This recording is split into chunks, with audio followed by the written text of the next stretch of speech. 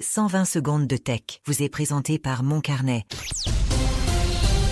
C'est l'édition du mardi 10 juin. L'actualité technologique ne se résume pas aux annonces d'Apple. Voici ce qui a également attiré mon attention. Si vous partez en voyage à l'étranger, ChatGPT pourrait devenir votre interprète personnel. OpenAI a amélioré le mode vocal avancé de ChatGPT pour les utilisateurs payants. Cette nouvelle version offre une intonation plus naturelle, des pauses réalistes et une meilleure expressivité émotionnelle. La fonction vocale prend désormais en charge la traduction continue entre langues au cours d'une même conversation.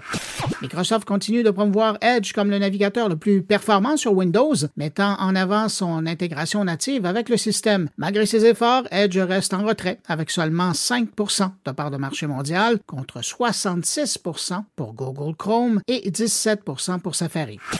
Warner Bros. Discovery annonce sa scission en deux entités distinctes pour la mi-2026. Streaming and Studio, qui regroupera HBO, Warner Bros. Et les activités de streaming, tandis que Global Network conservera CNN, Discovery et les chaînes traditionnelles. L'opération vise à clarifier la stratégie du groupe, alléger sa dette et séduire les investisseurs en dissociant les segments en croissance comme le streaming du déclin du câble.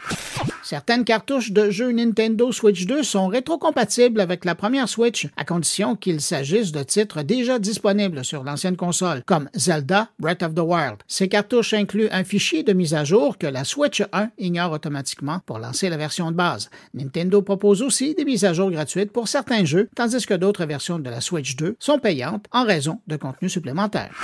Parlant de la Switch 2, l'application YouTube n'est pas encore compatible avec la nouvelle console, malgré sa présence historique sur les consoles de la marque. Elle peut être installée, mais ne se lance pas. YouTube affirme collaborer avec Nintendo pour corriger la situation. Et puis en terminant, pendant que les examens nationaux d'entrée à l'université en Chine, les Gaokao, des géants technologiques comme Alibaba, Tencent et Moonshot ont désactivé temporairement certaines fonctions de leur robot conversationnel, notamment la reconnaissance d'images. Cette mesure vise à empêcher les fraudeurs durant ce test crucial qui concerne environ 13,4 millions d'élèves. Le Gaokao, connu pour son extrême rigueur, est souvent la seule voie d'accès aux études supérieures en Chine. À demain!